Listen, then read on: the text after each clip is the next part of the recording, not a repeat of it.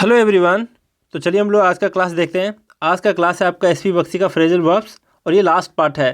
Total आपके जो ये सीरीज़ के लेक्चर्स हैं वो टोटल 9 पार्ट्स में कंप्लीट हो जाता है और ये आखिरी पार्ट है आपका। और अगर आप इस वीडियो को पहली बार देख रहे हैं तो आप कमेंट में जाएँ, वहाँ पर चेक करें, एक लिंक दिया हुआ है वहाँ पर एक वीडियो का, और मेरा ही वीडियो है, उसमें मैं बता रखा हूँ कि हाउ टू लर्न वोकैबलरी, और टाइटल भी उसका उस वीडियो का है हाउ टू लर्न वोकैबलरी। उसमें काफ़ी अलग अलग तरीके से मैं बता रखा हूँ कि कैसे वोकैब को लर्न करने चाहिए और आप कैसे अभी तक पढ़ते आए हैं और किस चीज़ को फॉलो करना चाहिए। और फ्रेजल वर्ब की जहाँ तक बात है, फ्रेजल वर्ब्स को किसी भी ट्रिक के थ्रू मत याद कीजिए, ये बहुत ही प्रॉब्लम क्रिएट करेगा आपके लिए एग्ज़ाम में। तो कोशिश करें कि आप रिवीजन के थ्रू ही फ्रेजल वर्ब्स को पढ़ें और कोई दूसरा मेथड ना अपनाएं इसके लिए। और मैं हमेशा आप लोगों को बताते आता हूँ कि रिवीजन इज़ द की मंत्र ऑफ सक्सेस। चाहे आप जो भी टॉपिक को पढ़ें, आप बार बार रिवाइज करें। और रिवीजन की जहाँ तक बात है तो इस आखिरी पार्ट में मैं एक तरीका आप लोगों को बताता हूँ, आप वैसे कर सकते हैं। बहुत लोग तो क्या करते हैं कि कब रिवीजन करना है और कैसे करना है उसके लिए डायरी मेंटेन करते हैं, लेकिन अगर आप चाहें तो यूट्यूब के लिए डायरी मेंटेन करने की ज़रूरत बिल्कुल ही नहीं है। आप क्या करेंगे, इसके लिए आप कमेंट में जाएंगे। मान लिया जाए इस वीडियो को आप पहली बार देख रहे हैं तो कमेंट में आप 1 लिख देंगे, सिर्फ 1 लिखेंगे। तो क्या होगा कि आप दूसरी बार अगर देखने को आएंगे इस वीडियो को तो आपका जो कमेंट होगा वो सबसे ऊपर में ही दिखाई देगा आपको, और वहाँ पर आपको पता चल जाएगा कि इस वीडियो को मैं कभी देख रखा हूँ, एक बार देखा हूँ। और सेकेंड टाइम अगर आप देखेंगे तो वहाँ पर क्या करेंगे, इसको एडिट करके 1 के जगह 2 लिख देंगे, अदरवाइज 1 को रहने दें और उसके बगल में कॉमा देकर 2 लिख दें। इससे पता चलेगा कि आप इस वीडियो को दूसरी बार देख चुके हैं। इसी तरीके से आप इसके बाद कॉमा लगाकर 3 लिख दीजिए, ताकि आपको बाद में पता चले, आप अपना हिसाब किताब रख पाएँ कि आप कितने बार रिवाइज कर रहे हैं। इससे क्या होगा कि आपके दिमाग में एक इंसाइट सा क्रिएट हो जाएगा कि, और कॉन्फिडेंस भी बढ़ेगा कि हाँ, इस वीडियो को मैं 3 बार देखा हूँ तो ज़रूर है कि मुझे आता ही होगा कुछ। तो रिवीजन इज़ द की मंत्र ऑफ सक्सेस मैं बार बार बताते आया हूँ, तो आप लोग इसी चीज़ को फॉलो करें। और अगर आप डायरी मेंटेन करते हैं तो अच्छा है, और अगर आप कमेंट सेक्शन का फ़ायदा उठाना चाहते हैं तो इस तरीके से भी आप कर सकते हैं। और आपके कमेंट से मुझे कोई लेना देना नहीं, उससे मेरा कोई बेनिफिट नहीं है। तो ये मत समझ लेना कि सर अपने बेनिफिट के लिए कमेंट में लिखने बोलते हैं। इसलिए मैं कभी भी आप लोगों से रिक्वेस्ट नहीं करता लाइक, सब्सक्राइब और ये कमेंट करने का, ताकि आप लोगों के दिमाग में कोई नेगेटिव सेंस ना भर जाए। मेरा काम है पढ़ाना, और आप अपना फ़र्ज़ जानते हैं। आपका फ़र्ज़ क्या होता है, लाइक करना, सब्सक्राइब करना और शेयर करना, ये आपका फ़र्ज़ है या नहीं है, ये आप खुद समझें। और अगर किसी को अपना फ़र्ज़ याद दिलाने की बात है जहाँ तक, तो समझो कि आप किस हद तक दूसरे के लिए ग्रेटफुल हैं। तो ग्रेटफुल रहना बहुत ही अच्छी बात है। और इस ग्रेटफुल रहने के ऊपर ही एक बुक लिखा जा चुका है, द सीक्रेट करके, मैं भी पढ़ा हूँ इस बुक को। तो आप लोग अपना थोड़ा सा दिखाएं, अपना फ़र्ज़ दिखाएं, और इससे ज़्यादा मैं कुछ नहीं कहूँगा। तो चलिए, आपको तरीका पता चल गया कि कैसे रिवाइज़ करने हैं और कैसे अपना हिसाब किताब रखना है कि कितने बार को रिवाइज़ किया। कई स्टूडेंट होते हैं कि बहुत सारा बुक खरीद कर रख लेते हैं और पता भी नहीं चलता है कि कितना बार पढ़ा है या नहीं पढ़ा है। और कई बार तो देखा जाता है कि कई स्टूडेंट्स किताब खरीद कर रख देते हैं और कभी पढ़ते नहीं, कंप्लीट तो करते नहीं, आधी बुक को पढ़ते हैं और सोचते हैं कि यार मेरा कमांड तो अब तक हो जाना चाहिए था, और कभी भी पेज नंबर फर्स्ट से लास्ट तक कभी वो कंप्लीट भी नहीं करते। तो कैसे उम्मीद कर सकते हो आप अपने आप से कि मैं बहुत ही अच्छा कर सकता हूँ किसी पर्टिकुलर सब्जेक्ट पे। तो रिवीजन मस्ट है, आपको रिवीजन करना ही चाहिए, और बार बार रिवाइज कीजिए, तभी आप किसी चीज़ के ऊपर कमांड पाएंगे अच्छे से। तो चलिए देखते हैं आज का जो फर्स्ट फ्रेजल वर्ब है वो क्या है। और ये आपका आखिरी पार्ट का जो है, इस बुक के फ्रेजल वर्ब्स के लिस्ट में जो आखिरी पार्ट दिया हुआ है वो कुछ स्पेशल वर्ड्स दिए हुए हैं जो नाउन्स की तरह भी यूज होते हैं, वर्ब्स की तरह भी और एडजेक्टिव की तरह भी। तो चलिए देखते हैं उसको क्या है ये फ्रेजल वर्ब्स जो नाउन, वर्ब और एडजेक्टिव की तरह काम करता है। तो फर्स्ट है आउटले। आउटले का अर्थ होता है एक्सपेंडिचर, मतलब किसी चीज़ का लागत मूल्य या फिर खर्च। तो इसको बोल सकते हैं कि ये एक तरह से नाउन की तरह यूज हो रहा है। अब यहाँ पर एग्जांपल दिया है, the outlay on the plan is exorbitant. इसका अर्थ है कि जो प्लान का जो खर्च है, प्लान किसी भी चीज़ का प्लान बनाते हैं, नक्शा बनाते हैं कोई बिल्डिंग वगैरह बनाने का, तो उसका जो आउटले है, उसका जो लागत है वो काफ़ी ज़्यादा है, बहुत ज़्यादा है। अब जरा देखिए सेकेंड नंबर है ले ऑफ। ले ऑफ का क्या अर्थ है, तो इसका अर्थ है निलंबन, मतलब कार्यबंदी, कामबंदी बोल सकते हैं उसको। निलंबन का मतलब अगर ये डैश नहीं रहता बीच में तो ले ऑफ एक वर्ब की तरह काम करता, और ये काम कर रहा है आपका यहाँ नाउन की तरफ डैश लगने से। और ले ऑफ हम लोग पहले भी देख चुके हैं, उस ले ऑफ का मतलब था किसी को अपनी नौकरी से हटा देना, निलंबन कर देना, उसको निकाल देना। और यहाँ पर नाउन की तरह करेंगे यूज तो वो क्या होगा, निलंबन, इसका सिंपल मीनिंग होगा नाउन की तरह, तो कामबंदी। अब जरा देखिए यहाँ है a person when labour is unemployed on account of no work, on account of no work. तो जरा देखिए इसका एग्जाम्पल क्या दिया है, एग्जाम्पल है there is 6 month lay off in our sugar factory, मतलब हमारे शुगर फैक्ट्री में 6 महीने की काम बंदी है। तो ले ऑफ का मतलब मैं बताया था काम बंदी। नेक्स्ट आपका third number look out, look out का क्या अर्थ है, तो इसका मतलब है ऑन वॉच, मतलब ये ऑन वॉच भी आपका एक तरह का फ्रेज है, और इसका अर्थ है तलाश, किसी चीज़ की तलाश होना। अब जरा देखिए यहाँ पर क्या है एग्जाम्पल में, he is on the look out for a good job. अब लुक आउट का क्या अर्थ है, तो इस लुक आउट का अर्थ बता चुका हूँ कि तलाश है। और दूसरा अगर सिर्फ लुक आउट बोले, बिना डैश का लुक आउट बोले, तो उसका मीनिंग क्या होगा, तो इसका मतलब होता है सतर्क रहना, सावधान रहना, पहले भी बता चुका हूँ। और इस लुक आउट का मतलब हो जाएगा तलाश होना। अब इसका एग्जाम्पल का मीनिंग क्या है, he is on the look out for a good job, मतलब ये है कि वह व्यक्ति, कोई पर्टिकुलर व्यक्ति के बारे में बता रहा है कि वह एक अच्छे जॉब की तलाश में है। समझ गए होंगे आप लोग। अब जरा देखिए फोर्थ नंबर क्या है आपका, तो आउटलुक। आउटलुक का क्या अर्थ है, तो आउटलुक का अर्थ होता है आपका attitude to life and the world. इसका मतलब अगर बोले हिंदी में तो बोलेंगे दृष्टिकोण, आपका जो लाइफ एंड वर्ल्ड की ओर जो आपका नज़रिया है उसको बोलेंगे। आउटलुक का क्या अर्थ हुआ, एक तरह का आपका नज़रिया फिर दृष्टिकोण। अब जरा देखिए इसका एग्जाम्पल दिया है, you must have optimistic outlook, मतलब आपके पास अवश्य होना चाहिए क्या, तो एक आशावादी आउटलुक होना चाहिए, आशावादी नज़रिया होना चाहिए, किसी भी चीज़ को आप आशावादी की दृष्टिकोण से देखना चाहिए। ऑप्टिमिस्टिक का मतलब आशावादी। नेक्स्ट आपका फिफ्थ नंबर ओवरलुक। ओवरलुक का क्या अर्थ है, तो इसका मतलब होता है किसी को क्षमा कर देना, लेकिन यहाँ पर नाउन की तरह यूज हो रहा है, और क्षमा कर देना नहीं होगा, बस क्षमा होगा। या फिर अनदेखी, फेल टू सी, मतलब अनदेखी या फिर क्षमा। यहाँ पर एग्जाम्पल क्या है, तो he was kind enough to overlook my fault, और ये वर्ब की तरह भी यूज हुआ है ना, ये वर्ब की तरह भी यूज हुआ है, पार्डन मतलब क्षमा कर देने की तरह यहाँ पर यूज हुआ है।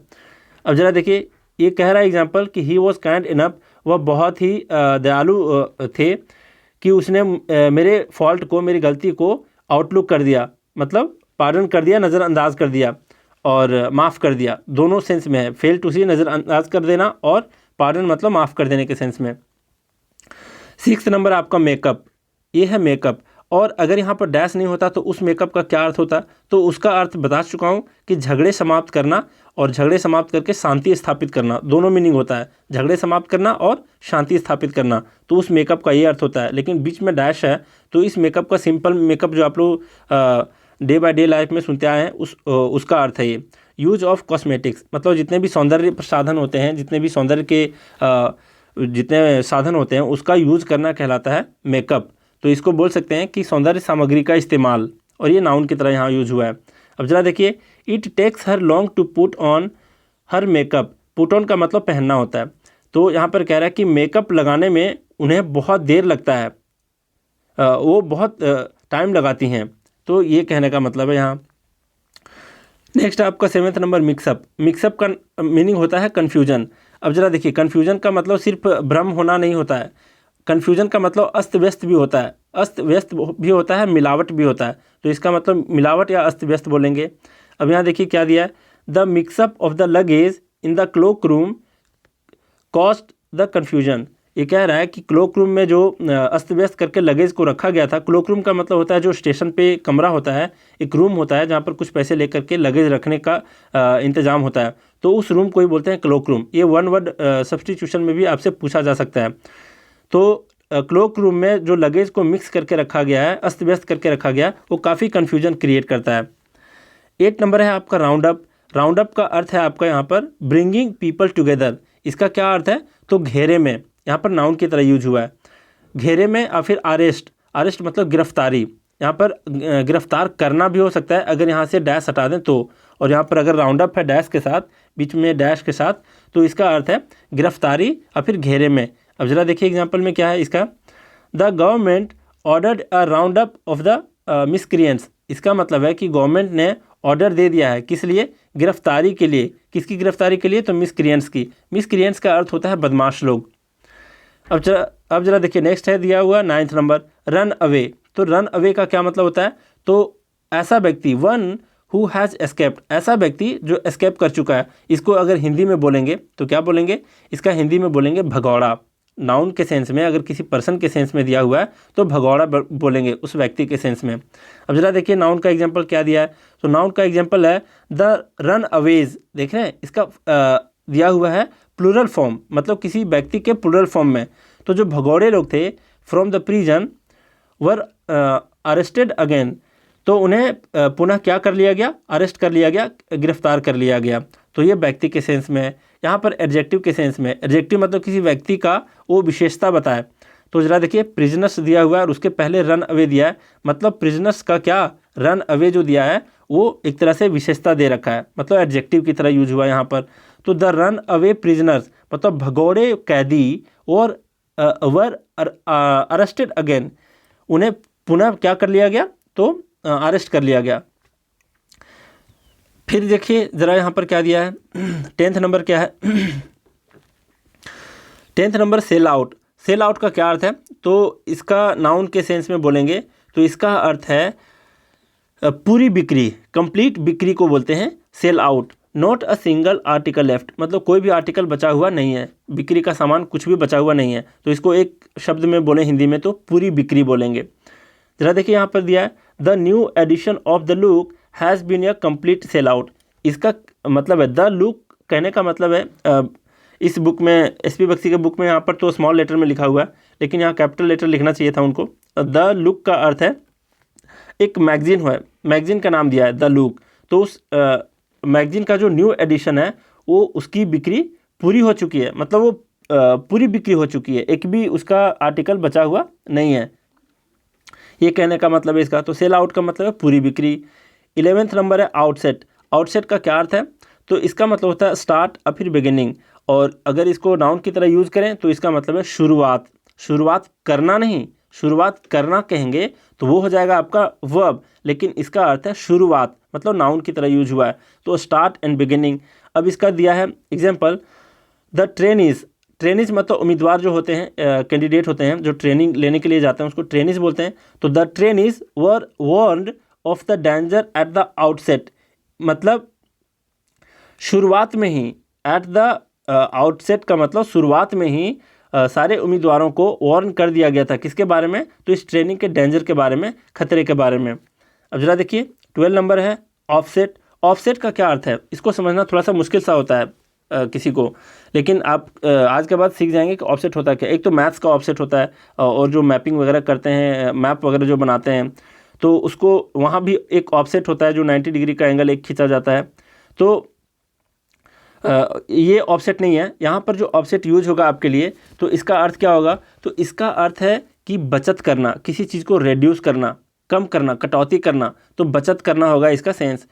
और देखिए यहाँ पर क्या है, do something to reduce the effect of others, मतलब कुछ ऐसा करना कि किसी दूसरे चीज़ का इफेक्ट जो है, असर जो है वो कम हो जाए। और फिर बचत करना, इसका एक सेंस में याद रखिए, बचत करना, और ये वर्ब की तरह यूज होगा यहाँ पर। इस ऑफसेट का अगर वर्ब की तरह यूज करें तो इसका मीनिंग है बचत करना। अब जरा देखिए क्या दिया है, the rise in income is generally offset by income tax. ये कहने का क्या अर्थ है कि सामान्यतः, इन जनरल है, जनरली है, मतलब सामान्यतः इनकम की बढ़ोतरी, the rise in income, income की बढ़ोतरी इनकम टैक्स की बचत से होता है। समझ गए बात आप लोग, ऑफसेट बाय इनकम टैक्स मतलब इनकम टैक्स के बचत से होता है। तो ऑफसेट का क्या अर्थ है यहाँ पर, तो बचत होना, बचत करना, ठीक है। अब जरा देखिए नेक्स्ट क्या दिया है, 13 नंबर।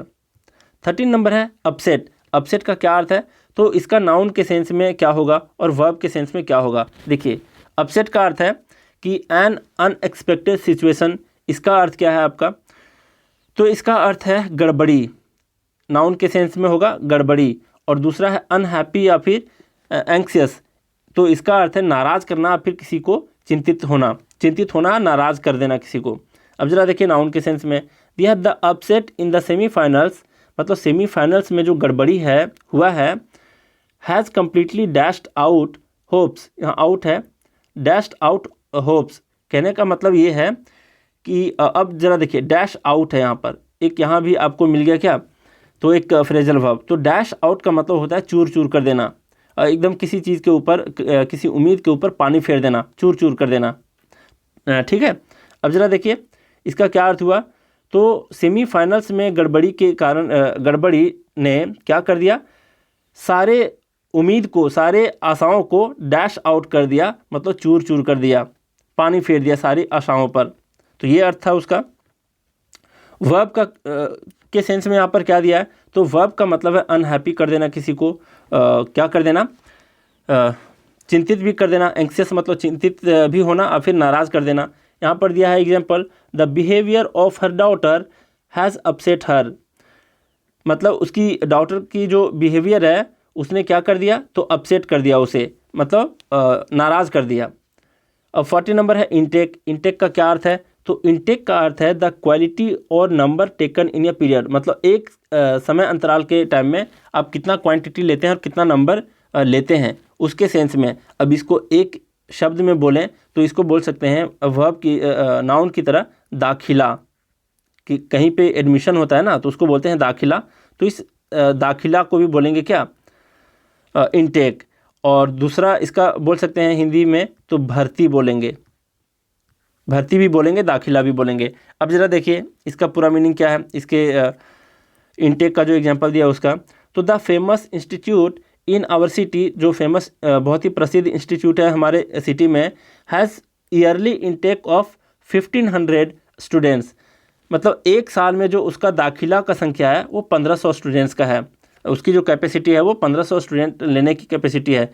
तो इसको बोलेंगे उसका दाखिला का, फिर उसका भर्ती का जो कैपेसिटी है वो 1500 है। तो इनटेक का क्या है, इनटेक का मतलब हुआ दाखिला, फिर भर्ती, और फिर लेने की कैपेसिटी। 15 नंबर क्या है आपका, टेक ऑफ। टेक ऑफ के बीच में ज़रा गौर करें, यहाँ पर क्या है, तो डैश है, और इस डैश के आते ही इसका मीनिंग थोड़ा सा चेंज हो जाता है। तो इसका जो टेक ऑफ का अर्थ है वो living ground of a plane, तो इसका मतलब है कि किसी एरोप्लेन का, किसी एयरक्राफ्ट का क्या करना, तो ज़मीन को छोड़ना। ज़मीन को छोड़ने से मतलब है इसका कि उड़ान भरना। तो इस टेक ऑफ का मतलब होता है उड़ान भरना। और अगर यहाँ से डैश हटा दें तो वो टेक ऑफ का क्या मतलब होता है, तो उसका मतलब होता है कपड़े उतारना, या फिर किसी चीज़ को हटा देना। और फिर दूसरा होता है कि भाग खड़ा होना, उसका एक थर्ड मीनिंग भी है भाग खड़ा होना। और डैश आते ही इसका मतलब क्या हो गया, इस टेक ऑफ का मतलब है कि उड़ान भरना। अब जरा देखिए क्या है, the take off the aeroplane, मतलब एरोप्लेन का जो टेक ऑफ था, उड़ान भरना था, हैज़ बीन डिलेड, वह लेट कर चुका है। अब 16 नंबर है टेक ओवर। टेक ओवर का अर्थ होता है क्या, तो इसका अर्थ है आपका an offer to buy company. इसका मतलब है कि किसी कंपनी को खरीदने का जो प्रस्ताव है, ऑफर है, वो है। तो ये आपका नाउन की तरह काम करेगा। आप जनरली एक चीज़ गौर किए होंगे कि जहाँ जहाँ भी डैश आया वो जनरली नाउन की तरह वर्क कर रहा है, और बिना डैश वाला वर्ब की तरह यूज हो रहा है। अब ज़रा देखिए, अब टेक ओवर के अगर इससे हम लोग डैश को हटा देते हैं तो वो क्या हो जाएगा, तो उस टेक ओवर का मतलब होगा कोई उत्तरदायित्व तो अपने हाथों लेना। और दोनों का सेंस लगभग सेम ही है, लेकिन यहाँ पर एक प्रस्ताव के सेंस में नाउन की तरह यूज हुआ है। तो ज़रा देखिए क्या है, the take over of Sahara Airlines has been finalised, मतलब सहारा एयरलाइंस का जो टेक ओवर है, उसका जो बिक्री का प्रस्ताव है, खरीदने का जो प्रस्ताव है, वो फाइनलाइज कर दिया गया है, मतलब सुनिश्चित कर दिया गया है। 17 नंबर क्या है आपका, ओवरटेक। ओवरटेक का अर्थ होता है to go past a vehicle. Past का मतलब भविष्य मत समझ लेना, मतलब किसी व्हीकल को पीछे छोड़ देना। तो ये इसका अर्थ है, मतलब तेज़ी से किसी दूसरे व्हीकल से आगे निकल जाना ओवरटेक कहलाता है। ओवरटेकिंग हेवी व्हीकल्स, मतलब बहुत भारी भरकम व्हीकल्स जो होते हैं, ट्रक वगैरह होते हैं, वो सबको ओवरटेक करना इज़ समटाइम्स फेटल। वो कभी कभी क्या होता है, काफ़ी फेटल होता है। फेटल का अर्थ है मतलब डेडली होता है, वो काफ़ी घातक होता है। नेक्स्ट क्या है आपका, नेक्स्ट है 18 नंबर, टर्न ओवर। ये है टर्न ओवर। इसका क्या अर्थ है, तो अमाउंट रिसीव्ड फॉर सेल। अब इसको हिंदी में बोलें तो इसका मतलब है सिंपल सा बिक्री। इसका टर्न ओवर का मतलब है बिक्री। अब ज़रा देखिए क्या है, he has turn over of about 5 lakh a year. एक साल में उसका टोटल बिक्री कितना है, तो 5 लाख की बिक्री है। 19th नंबर क्या है, ओवरटर्न। ओवरटर्न का क्या अर्थ होता है, तो कैप्साइज। कैप्साइज का मतलब उलट जाना या फिर पलट जाना। इसका दिया हुआ example, the boat overturned and sank. Boat जो है, नाव जो है, वो ओवरटर्न कर जाता है, कर गया और पलट गया और लास्ट में डूब भी गया। 20th नंबर है टर्न आउट। टर्न आउट का अर्थ है अटेंडेंस। इसका अर्थ है अटेंडेंस और यहाँ पर डैश लगाने ज़्यादा अच्छा रहेगा। तो टर्न आउट का अर्थ है आपका उपस्थिति, अटेंडेंस। और अगर यहाँ से डैश हटा लें तो उसका अर्थ क्या होगा, तो साबित होना। जैसे हम लोग एग्जाम्पल पढ़े थे ना, nothing ever turned out right, ऐसा कुछ करके पढ़े थे। Nothing ever turned out right for me in my life, मतलब मेरी ज़िंदगी में मेरे लिए कुछ भी सही साबित नहीं हुआ है। तो उस टर्न आउट का अर्थ होता है साबित होना। और अगर यहाँ डैश लगा दें तो इस टर्न आउट का अर्थ है उपस्थिति, किसी की अटेंडेंस। अब यहाँ एग्जाम्पल दिया है, there was a heavy turn out for the opening ceremony. जो ओपनिंग सेरेमनी था तो उस वक्त क्या था, हेवी टर्न आउट था, मतलब बहुत ज़्यादा लोगों की उपस्थिति थी वहाँ पर। तो हम लोग सबका मीनिंग देख लिए, बहुत सारे तरीके पढ़ लिए। और जो मैं रिवीजन का आपको तरीका बताया हूँ, 1 2 3 करके लिखने वाला तरीका, अगर आप उसको 3 महीने 4 महीने तक फॉलो कर लें तो आप ट्रस्ट करें, आपकी ज़िंदगी में बहुत बड़ा बदलाव आने वाला है। लेकिन आप लोग फॉलो करेंगे तो आप लोग फॉलो करें। मैं भी वैसे ही करता हूँ, मैं डायरी मेंटेन किया करता था और यूट्यूब में भी कभी वीडियो देखता था तो नीचे मैं वैसे ही लिखा करता था। अब ज़रा देखिए, सबका रिकैप कर लेते हैं ताकि आपका रिवीजन हो जाए लास्ट के 2 मिनट में। आप 4th 5th टाइम अगर आप रिवीजन कर रहे होंगे तो आपको पूरा चैप्टर देखने की ज़रूरत नहीं है। आप क्या कर सकते हैं, लास्ट के 2 मिनट का वीडियो देखेंगे, आपका रिकैप हो जाएगा, रिवाइज हो जाएगा। अब ज़रा देखिए फर्स्ट क्या कह रहा है, आउटले। आउटले का क्या अर्थ है, तो आउटले का अर्थ है एक्सपेंडिचर, मतलब किसी का लागत मूल्य या फिर खर्च। सेकंड है ले ऑफ। ले ऑफ का अर्थ है, इसका मतलब है निलंबन या फिर काम बंदी। थर्ड नंबर है लुक आउट। लुक आउट का अर्थ होता है ऑन वॉच, मतलब किसी की तलाश। यहाँ पर आउटलुक। आउटलुक का क्या अर्थ है, तो इसका मतलब है दृष्टिकोण या फिर किसी के वर्ल्ड, पूरे वर्ल्ड में या फिर लाइफ की ओर आपका क्या नज़रिया है, उसको बोलते हैं आउटलुक, मतलब आपका एटीट्यूड। 5th नंबर है आपका ओवरलुक। ओवरलुक का अर्थ होता है क्षमा कर देना या फिर अनदेखी करना। मेकअप। मेकअप का यहाँ पर अर्थ है सौंदर्य सामग्री का इस्तेमाल। और एक मेकअप जो बताया है बिना डैश वाला, उसका अर्थ होता है झगड़े समाप्त कर शांति स्थापित करना। मिक्सअप यहाँ पर है कन्फ्यूजन क्रिएट करना, या फिर कन्फ्यूजन का दूसरा मीनिंग होता है मिलावट कर देना या फिर अस्त व्यस्त क्रिएट कर देना। 8 नंबर है राउंड अप। राउंड अप का अर्थ क्या है, तो किसी को घेरे में लेना या फिर किसी की गिरफ्तारी को बोलते हैं राउंड अप। नेक्स्ट है आपका रन अवे। रन अवे का अर्थ क्या है, भगोड़ा। ये नाउन एडजेक्टिव दोनों के सेंस में काम आता है। फिर है सेल आउट। सेल आउट का मतलब होता है कंप्लीट बिक्री। नेक्स्ट है आपका आउटसेट। आउटसेट का मतलब होता है शुरुआत। और फिर है ऑफसेट। ऑफसेट का अर्थ क्या है, तो बचत करना, इसका सेंस है बचत करना। 13 नंबर क्या है अपसेट। अपसेट का क्या अर्थ है, तो इसका अर्थ है गड़बड़ी, नाउन के सेंस में, और वर्ब के सेंस में नाराज़ करना, चिंतित हो जाना। 40 नंबर है इंटेक। इंटेक का क्या अर्थ है, तो इसका अर्थ है दाखिला, फिर भर्ती, और फिर किसी संख्या में किसी चीज़ को लेना। 15 नंबर है टेक ऑफ। टेक ऑफ का क्या अर्थ है, तो इसका अर्थ है इसका अर्थ क्या है, तो टेक ऑफ का मतलब उड़ान भरना। और दूसरा मीनिंग जो इसका बता रखे हैं वो क्या है, तो कपड़े उतारना, फिर किसी चीज़ को हटाना, रिमूव करना, और फिर भाग खड़ा होना कहीं से। फिर है 16 number take over. Take over का क्या अर्थ है, तो इसका मतलब है कि किसी कंपनी को खरीदने का जो प्रस्ताव है उसको बोलते हैं। तो इस टेक ओवर का यूज़ करते हैं नाउन की तरह, और वर्ब की तरह यूज़ करना हो तो उसको बोलेंगे बिना डैश वाला टेक ओवर, और उसका मीनिंग होगा क्या, तो कोई उत्तरदायित्व अपने हाथों लेना। 17 नंबर है आपका ओवरटेक। ओवरटेक का क्या अर्थ है, तो इसका मतलब है तेज़ी से किसी वाहन को क्या करना, किसी वाहन से आगे निकल जाना। फिर है टर्न ओवर। टर्न ओवर का मतलब होता है बिक्री, पूरा सेल उसका कितना है उसको बोलते हैं टर्न ओवर। नेक्स्ट है आपका ओवर टर्न। देख रहे हैं, टर्न इधर कर दो, ओवर इधर कर दो, मीनिंग चेंज हो गया। ओवर टर्न का मतलब है पलट जाना, किसी चीज़ का, वाहन इत्यादि का पलट जाना, फिर बोट वगैरह का पलट जाना। फिर 20th नंबर है टर्न आउट। टर्न आउट का क्या अर्थ है, यहाँ पर डैश लगाने, वैसे PDF में दूंगा इसको करेक्ट करके। तो टर्न आउट का क्या अर्थ है, तो इसका अर्थ है उपस्थिति। तो चलिए हम लोग आज का क्लास यहीं रैप अप करते हैं। Thank you very much.